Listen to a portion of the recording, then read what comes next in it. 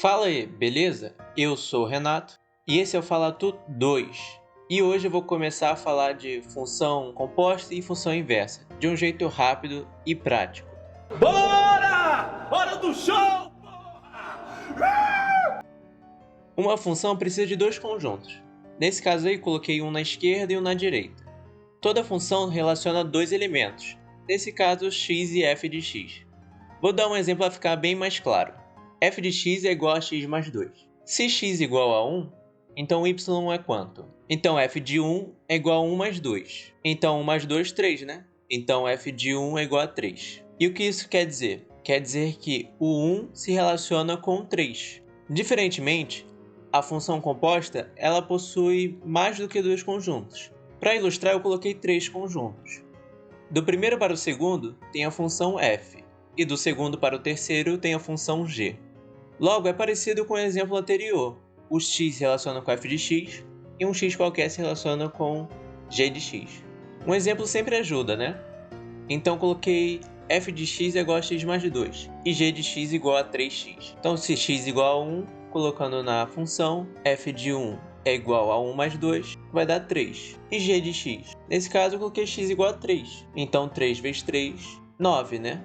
Então, 1 se relaciona com 3 e o 3 se relaciona com 9, certo? Mas tem como fazer direto, de 1 para o 9? Essa vai ser a nossa função composta. Então, voltando para o exemplo mais geral, né? x f de x e x para g de x. Nesse caso, em vez de usar um x qualquer no segundo conjunto, em vez de usar x, eu vou usar f de x. Então, em vez de ficar g de x, vai ficar g de f de x.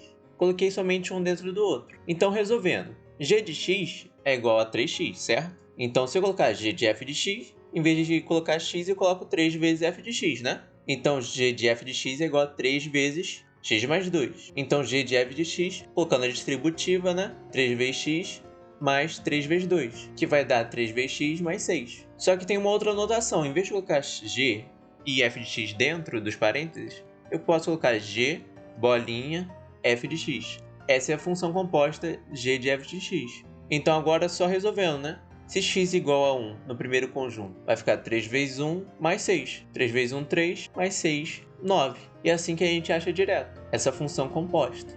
Ah, agora eu entendi! Agora eu saquei! Agora todas as peças se encaixaram!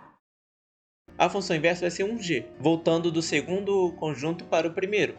Então, o g de x, ele é o x. E o x é o f de x, concorda? Então, toda função inversa, ela só vai trocar o f de x com o x. E agora é só isolar o f de x, né? f de x vai ser x menos 5, certo? Então, a função inversa é só trocar o y com o x. E faz sentido, né? Afinal, quando eu aplico f de x, eu vou somar 5 ao x. E na hora que eu volto para o x, eu diminuo 5, né? Cê é o bichão mesmo, hein, doido? Claro, tem outras formas de fazer. Se você fizer a função composta g de f de x, também vai dar certo, você vai encontrar a mesma coisa, beleza? Então, existem algumas restrições na função inversa. Por exemplo, a função f ela tem que ser uma função bijetiva.